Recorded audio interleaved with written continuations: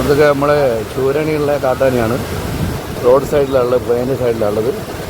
Forest ഓഫീസറും പോലീസും നാട്ടുകാരും എല്ലാവരും ഇങ്ങനെ കാത്തു നിൽക്കുകയാണ്. പിന്നെ വയനാട്ടിൽ നിന്നും ഡോക്ടർ വരണം. ഡോക്ടർ വന്നിട്ട് RRTയും വന്നതിന് ശേഷം മയക്ക് വെടിവെച്ചിട്ട് കൊണ്ടുപോകുമെന്നാണ് പറഞ്ഞത്. ജനങ്ങൾ വല്ലാത്ത പ്രയാസത്തിലും വിഷമത്തിലുള്ളത്. ഏതായാലും ജനകീയ ദുരന്ത നിവാരണ സേന ഇവിടെ എത്തിയിട്ടുണ്ട്.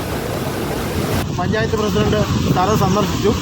അദ്ദേഹം പറഞ്ഞത് ആനയെ നാളെ രാവിലെയാണ് ഡോക്ടർ വന്ന് ബന്ധവസാക്കുന്നത്.